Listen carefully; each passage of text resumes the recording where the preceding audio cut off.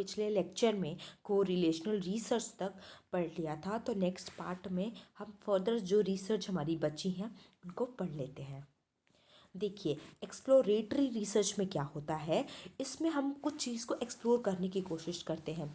जैसे इसके हमें पहले कैसे शुरुआत हुई इसके बारे में हमें पता नहीं होता है, हम एक्सप्लोर करते हैं चीज़ों को और जानने की कोशिश। देखिए, जैसे फायर कैसे आई थी, हमने ईंटे से ईंटा जब पत्थर से पत्थर रगड़ा था तो फायर आई थी। फिर हमने देखा कि और भी कोई जंगल में चीज़ है, उससे आग निकल रही है क्या, इससे नहीं निकल रही, चलो इससे निकाल के देखते हैं। तो फिर आज जाके हम लोग रेड फॉस्फोरस जो माचिस में लगाया जाता है, लाल लाल रंग का, उसको इस्तेमाल करके आज माचिस जलाकर आग हम लोग जला रहे हैं। तो ये हमने कैसे पाया, ऐसे तुरंत थोड़ी ना पा लिया, हमने एक्सप्लोर किया और खोजबीन की कि अच्छा ऐसे ये हमारी आग जल रही है, तो ऐसे नहीं नहीं ऐसे नहीं जल रही है, इस चीज़ से नहीं जल रही है। तो ऐसे ही हमने अलग अलग चीज़ों का खोज किया। फिर हमें पता चला कि हर बार एक सिमिलैरिटी रह रही है आग जलने में इस चीज़ की, अच्छा ये फॉस्फोरस है, तो हमने फॉस्फोरस से माचिस बनाई। तो चलिए पढ़ लेते हैं। It is actually done to explore some problem.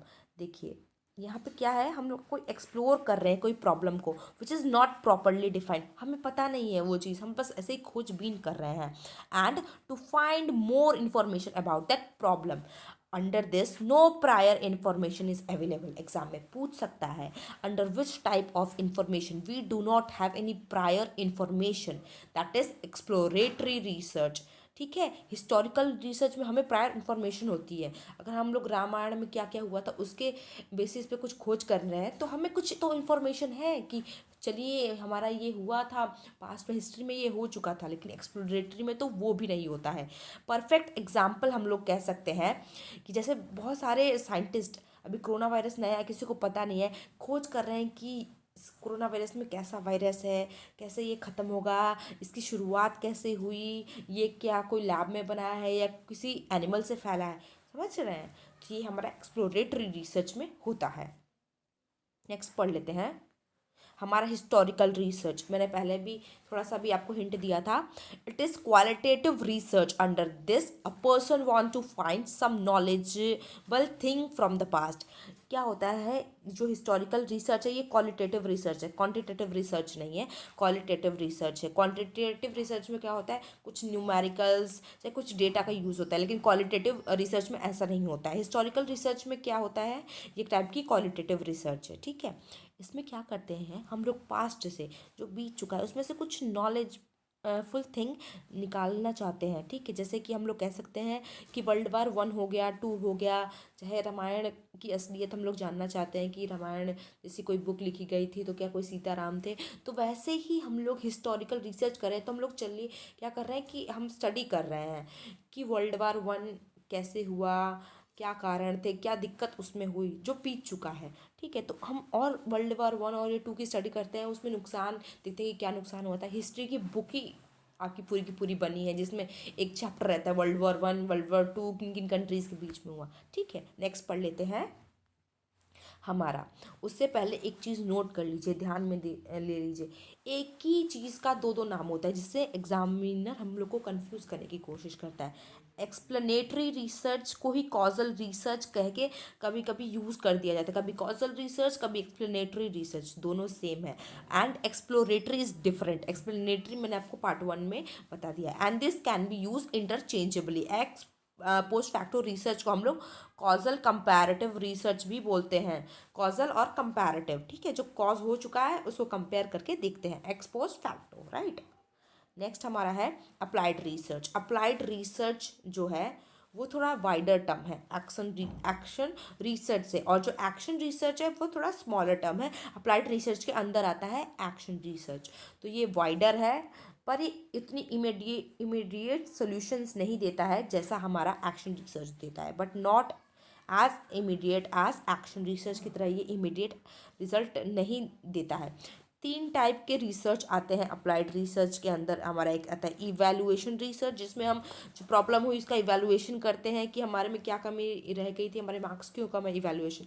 Development research, इसमें आता है कि हम लोग क्या करते हैं, कुछ नई खोज करने की कोशिश करते हैं किसी प्रॉब्लम से, अगर ये प्रॉब्लम हुई तो इसको कैसे सुधारें, अगली बार ये प्रॉब्लम ना हो, तो वो हम लोग इस टाइप की रिसर्च करते हैं जिसे हम लोग डेवलपमेंटल रिसर्च बोलते हैं। एक्शन रिसर्च में क्या होता है, हमें इमीडिएटली कोई प्रॉब्लम उसको सॉल्व करना है, उसके लिए एक्शन लेते हैं। डेवलपमेंट में क्या होता है, कुछ ऐसा तरीका फाइंड करें कि ये प्रॉब्लम ना हो। ठीक है, नेक्स्ट पढ़ लेते हैं। देखिए ये डायग्राम भी वो बहुत ही ब्यूटीफुल डायग्राम है जिससे आपको सारे कॉन्सेप्ट एक बार में क्लियर हो जाएंगे। देखिए क्वालिटेटिव रिसर्च में क्या दिया है हमको, एथनोग्राफिक दिया है, नरेटिव दिया है, phenomenological grounded theory, case study. और यहाँ पे रिसर्च बाई प्रैक्टिशनर, कैसा एक्शन एक्शन रिसर्च लेते हैं। टीचर क्या बोलता है 22 माइनस 11 कितना होता है 11, बार बार करके आपको इमीडिएट प्रॉब्लम किसी स्टूडेंट को नहीं समझ में आ रहा है क्लास में तो वो दोबारा से करके समझाता है। सर्वे में क्या होता है, आप सर्वे करते हैं कि क्वेश्चंस पूछते हैं, जाके डेटा कलेक्ट करते हैं। कॉजल कंपैरेटिव में मतलब कि कॉज क्या है, ताला क्यों नहीं लग रहा है, क्यों नहीं खुल रहा है, कॉजल कंपैरेटिव डायग्राम से आप लोग याद कर सकते हैं। कोरिलेशन, दो चीज़ के बीच में क्या रिलेशन है, सेल्स और एडवर्टाइजमेंट के बीच में क्या रिलेशन है, पॉजिटिव रिलेशन है। सेल्स कैसे बढ़ती है, एडवर्टाइजमेंट बढ़ाएंगे तो हमारी सेल्स भी बढ़ रही है। सिंगल सब्जेक्ट, एक ही विषय के ऊपर हम लोग एक ही चीज़ के ऊपर फोकस कर करके रिसर्च में आगे बढ़ेंगे। एक्सपेरिमेंटल और कॉजी एक्सपेरिमेंटल, ठीक है। कॉजी एक्सपेरिमेंटल होता है जिसमें जैसे ज़्यादातर साइंस में यूज होता है, हम लोग मैनिपुलेशन करते हैं कि चलिए ये केमिकल डालिए, ये केमिकल डालिए तो क्या होता है। कंटेंट एनालिसिस में मतलब कि हम लोग ज़्यादा गहरी में जाकर लिटरेचर रिव्यू करते हैं, उसके बारे में पढ़ते हैं। तो ये जो इस साइड दिख रही है ना, ये क्वान्टिटेटिव रिसर्च है, ये रिसर्च बाय प्रैक्टिशनर है। Hope you understand this. Next action research, applied research पढ़ा, उसका पार्ट है एक्शन रिसर्च। उसकी जो तीन जो उसके पार्ट्स हैं, उसका एक पार्ट था हमारा सी में, जैसे हमने पढ़ा था सी लास्ट में, सी पॉइंट था हमारा एक्शन रिसर्च, सी था ना पीछे। तो generally this type of research is found in social science. Social science में ये रिसर्च का ज़्यादा यूज़ होता है क्योंकि हमें इमीडिएट एक्शन लेना है तो सोशल साइंस में ही यूज़ होगा। मेनली साइंस में केमिकल को ये चेंज करके तुरंत हम लोग नहीं कर सकते, तो ये मेनली कहाँ यूज़ होता है, सोशल साइंस में यूज़ होता है। और इस टाइप की जो रिसर्च होती है, कोई भी रियल लाइफ प्रॉब्लम जैसे कि ज़्यादातर ये टीचिंग में यूज़ होती है, उसको सॉल्व करने के लिए होती है। अगर स्टूडेंट ने पूछा कि ma'am how can I improve my writing, तो हमने तुरंत बताया you have to write 2 pages daily और समथिंग लाइक दैट। ठीक है, देखिए हम यहाँ पे पढ़ लेते example, what to do if student are bunking the classes. अब टीचर ने देखा कि ये स्टूडेंट आज गायब है, ये दो अभी इस क्लास में भी नहीं था, इस क्लास में भी नहीं था, तो मैं तुरंत इमीडिएट एक्शन लूँगी कि ये बच्चा बंक करे क्लास। तो या तो मैं अपने बॉस को बताऊंगी या प्रिंसिपल को बताऊंगी या मैं खुद ही कुछ एक्शन लूँगी। ठीक है, तो ये एक्शन रिसर्च में आ गया। नेक्स्ट पढ़ लेते हैं एक्शन रिसर्च का साइकिल, जो हमेशा एनटीए यूजीसी नेट में पूछा जाता है, दैट इज़ प्योर। इसका सीक्वेंस पूछेगा तो पहले क्या आता है, प्लान। सीक्वेंस में पहले सॉरी सीक्वेंस में पहले हमारी क्या चीज़ आएगी, प्लान। पहले प्लान करेंगे फिर एक्ट करेंगे, किसी चीज़ के बारे में प्लानिंग करेंगे, फिर एक्शन लेंगे, फिर देखेंगे कि हमने जो एक्शन लिया वो सही है कि नहीं, और फिर अगर हमने सही लिया है तो उसे रिपीट करेंगे, नहीं तो वैसा चीज़ हम लोग नहीं करेंगे या उससे कुछ न्यू चीज़ें निकालेंगे। तो एक्शन रिसर्च का साइकिल हमेशा याद रखिएगा, PAOR, प्योर करके भी एक्रोनिम करके भी याद कर सकते हैं। ठीक है, that is plan, act, observe and reflect. That's it for now. Hope you understand this, right? Thank you. Bye bye.